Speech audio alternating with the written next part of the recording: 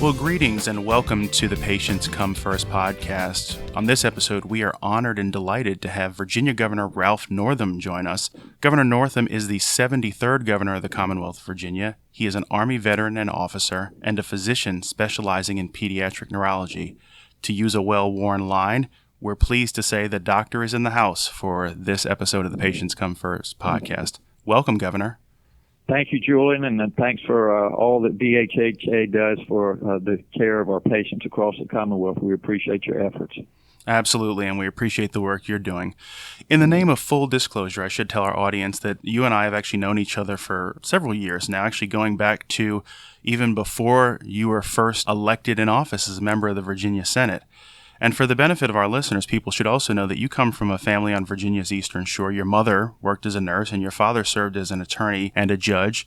You initially chose medicine over law professionally, though you're now Virginia's highest elected official, so your career arc has sort of combined aspects of both of those professions.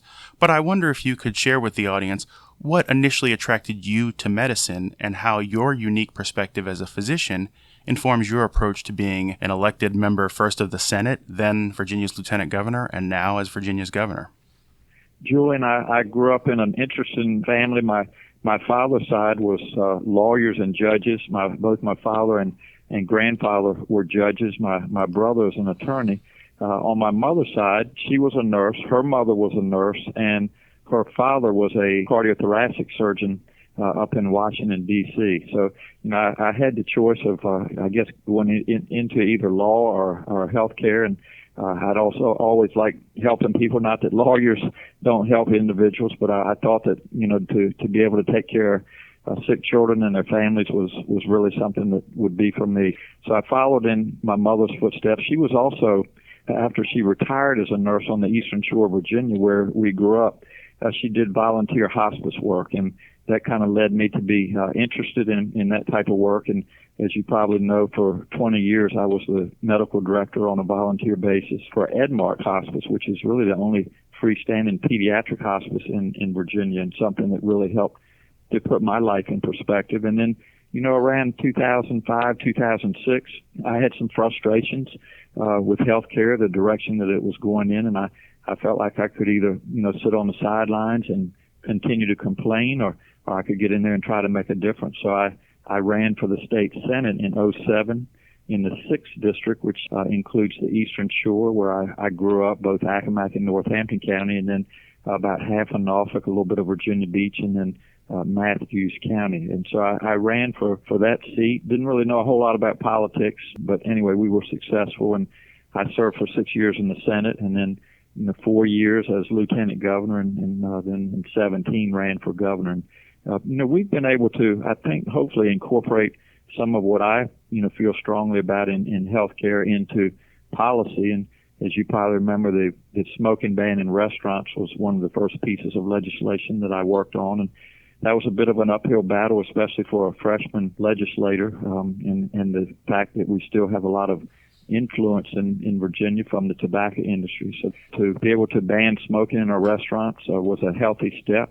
for Virginia. And then I've done a lot of work with childhood concussions, making sure that our student athletes are safe. So I've really tried to, bring some of my experience as a healthcare provider into policy making, and certainly hope to do that in the upcoming, 3.5 years that I have left as being the 73rd governor. I certainly remember both the indoor smoking ban and your work on concussion, so thank you for bringing that up and reminding us of that. Having spent some time with you and having heard some of the speeches you've given, I recall a story that you've shared publicly about a memorable interaction you had with a young patient and the patient's mother. You didn't have welcome news. You struggled with delivering it, and I think you've shared some thoughts about how that experience reinforced for you the importance of always trying to do better, whether in service of patients or on behalf of Virginia citizens. I wonder if you could elaborate on how that interaction and other meaningful patient encounters you've had have been influential for you. Well, I appreciate that, Julie. And I've, taken care of children and their families for, close to 30 years. And I've had a lot of wonderful interactions with families, and, learn that, parents and especially mothers will do anything for their children. And it's just a powerful relationship that they have. And, when I was younger in my medical career, I had a young child with autism, and it was a very severe case of autism. And I did some testing and talked to the family, and finally one day in the office I told the mother that there was nothing else I could do for her child or the family.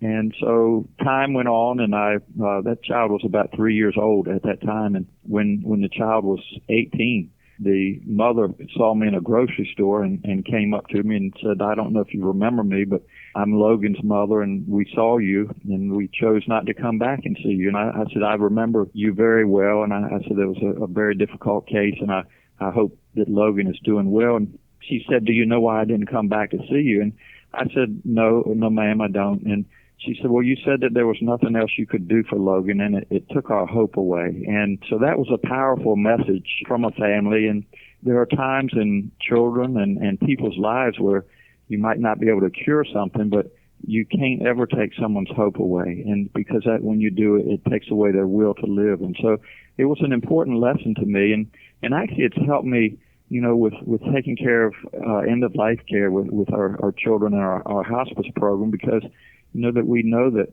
they have a life-threatening disease and that we may not be able to cure the disease, but we can do things like keep them at home with their families where they're comfortable. And, there's some type of hope that you can give to everybody. And so, it's an important lesson in life and an important lesson for me as a clinician. And it's something that, in teaching a lot of students and residents over the years, I've shared that story with them and, hopefully encourage everybody, never take someone's hope away from them, because when you do, it's not the news that they want to hear.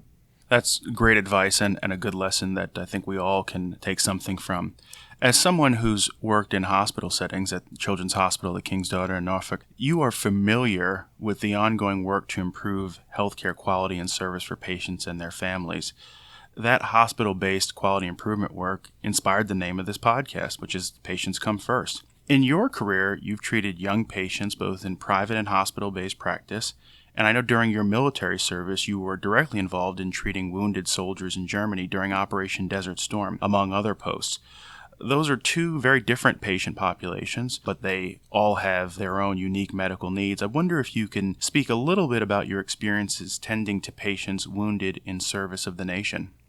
Julie and I'm a child neurologist, and the first question people ask is, well, what is a child neurologist doing in the military taking care of wounded soldiers? And so I always like to clarify that. I have had training in pediatrics, but I also had a 3-year fellowship in neurology. So I'm actually boarded in both adult and child neurology. Also have special competence in psychiatry as well. So anyway, during Desert Storm, which kicked off in 1990, the Army chose to send me to Landstuhl Army Medical Center, which is in Germany, and that's the Army's main medical center in Europe. And so it was the first triage out of the desert. So I was in charge of the neurology and neurosurgery service there in Landstuhl, and they would fly the wounded soldiers into Ramstein Air Force Base, which was about 2 miles down the road. And so we were taking probably 30 to 40 casualties per day. It was very busy. I basically lived at the hospital. It's obviously given me a perspective on the men and women that serve this country every day. And even now as governor of the Commonwealth, we want to do everything that we can to make sure that Virginia is the most veteran-friendly state in the country. So it's very important to me. And again, I've had so many experiences in my life that I'd also, we talk about gun violence in this country, and it gave me really a perspective on these weapons of war. And when you've seen those wounds firsthand, it just kind of reassures the notion that we don't need those on our streets and in our society. So, I've done a lot in my career, and I will continue to work on, efforts for responsible gun ownership in Virginia. Well, I appreciate you sharing that perspective and obviously your service in the Army as well. A few moments ago, we discussed that one memorable patient anecdote from your career in medicine, and you've provided care to many people, as we just discussed, soldiers, children, needy people without health coverage at the annual Remote Area Medical Clinic, or RAM Clinic, in Southwest Virginia and Wise County. And you also talked about your hospice care as well. Among all those experiences, I wonder if you might share another patient story that is poignant for you and resonates or remains with you to this day. I was in the RAM Clinic, which is the Remote Area Medical Clinic there in Wise County, in August of 2017, and I took my reflex hammer and my stethoscope with me, and they said, "Would you mind seeing a few patients?" I said, "I would love to see some patients." And the first one that came in was a beautiful little 6-year-old girl with her mother, and she was having difficulty walking. And of course, I've been doing this for 30 years, and so there are patterns in medicine that we look for. But this little girl had a form of cerebral palsy that was from a premature birth. And I sat there and explained to the little girl and to her mother, what was going on, and some therapies that would help, to include some what we call tendon releases that would, give her improved mobility. And it was just very rewarding that the mother said, Dr. Northam, nobody's ever sat and told me, what was wrong with my beautiful little girl. I knew there was something different, but I appreciate you taking time and explaining things to me. And, it's just another case, Julian, that, here in the richest country in the world, people should have access to quality health care. And for these individuals to come into WISE to that clinic, that's one day a year where, they can have dental care, their visual care, and then seeing a doctor. And this just kind of reinforces that we need to do better. That same day, there were 2 other patients, one a teenager and her sister who was in her early 20s. And to make a long story short, they had symptoms of challenges where their muscles would cramp up and wouldn't relax. And of course, I took one look at them and with a reflex hammer made their diagnosis. And so they had congenital muscle disorders and needed to see specialists. And there were some endocrine aspects of the disorders that they had. And again, it just reinforces, Julian, that we have people across Virginia that have never seen a doctor that could sit down and examine them and tell them what was wrong and then get them the therapy that they needed. And so as a doctor, it's something that is a high priority of mine to make sure that all Virginians have access to affordable and quality care. So, so these experiences in life, and I could go on and tell you a lot of other stories, but, it just makes you realize that we can do better than what we're doing. And this is one of the reasons that, we're right in the middle of a process where we're getting a budget for Virginia. We want to expand health care to up to 400,000 working Virginians, and that's why I feel so strongly about what we're doing. Absolutely, and that is a perfect segue to the next question, which is, at this moment, it is late May, and the Virginia General Assembly, as you mentioned, is still working on the state budget and Medicaid expansion to help hundreds of thousands of hardworking uninsured Virginians get needed health care coverage. As you know, there is a bipartisan compromise on the table that expands Medicaid in a fiscally responsible way. It saves the Commonwealth real money, and it strengthens our healthcare system and improves community access by raising reimbursement rates for providers. I know you've been long active in the effort to expand Medicaid, going back to your service in the Virginia Senate, and now as governor trying to broker a compromise.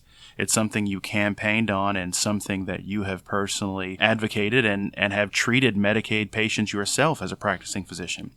At this moment, what are your thoughts on the current state of affairs regarding the budget and coverage expansion? Well, Julian, this process started actually not very long after I was elected to be the governor. We had discussions during the transition, in November and December, and then, I started reaching out and talking to legislators. Obviously, the General Assembly session was, January through the early part of March, and, I was hopeful that we would get a budget out in early March that was structurally sound for Virginia, that helped, all of Virginians and expanded health care. It didn't happen.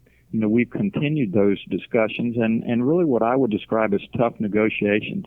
Leaders in the House and the Senate on both sides of the aisle, we have compromised, and we really came up with a plan that we felt is good for Virginia, that will expand coverage, that will give up to 400,000 working Virginians access to health care, that will bring in millions and millions of dollars that we have been sending to Washington to support the Affordable Care Act.